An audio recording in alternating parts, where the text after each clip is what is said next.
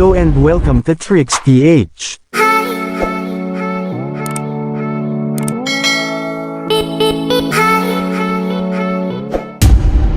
So kung bago ka lang, or ngayon ka palang napadaan, sa channel na ito ay nag-a-upload po ako ng mga tips and tutorials about Facebook, Messenger tricks, Android phone, cellphone tricks at marami pang iba. So kung palagi kang gumagamit ng cellphone, ay bagay po sa iyo ang channel na ito, at ngayon pa lang po ay na-appreciate ko na ang iyong suporta.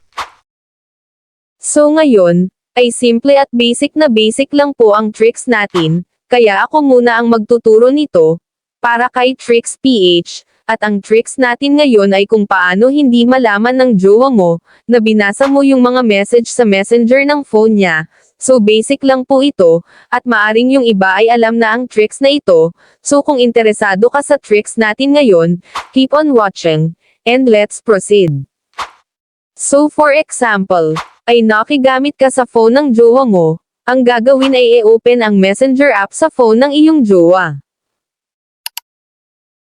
So makikita po nyo, may mga messages siya, na hindi pa na-open or nababasa, at syempre dahil curious tayo, kung ano nga ba ang mga message na yan, kaya i-open natin ngayon.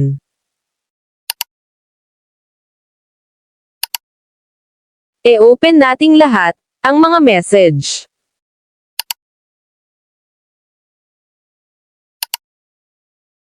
So ayan, once na ma-open, at mabasa nyo na lahat ng mga message, sa messenger ng jowa nyo, ay mapapansin nyo hindi na nakakulay black, yung mga message.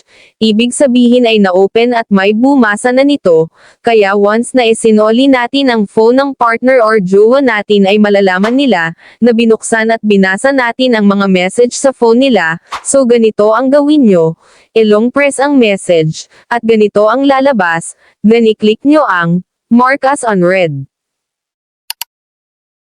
Pagka-press sa message ay i-click lang ang, mark as unread. So ayan, kung mapapansin nyo, ay nagkulay black na uli yung mga message sa chat list. Gawin lang ito sa lahat ng message na binasa ninyo.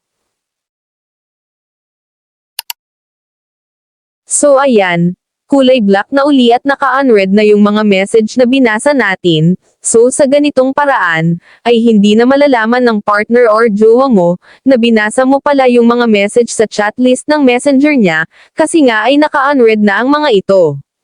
So ayan, sana po ay nagustuhan nyo ang tricks natin ngayon, at maraming salamat po sa mga nag-subscribe, at kung bago ka lang napadaan sa channel natin, at gusto mo ng mga ganitong video, ay huwag po sana kalimutang mag-like, subscribe, at pindutin ang notification bell button, upang updated po kayo once na mag-upload ako ng bagong video. So thank you for watching, and God bless po sa lahat.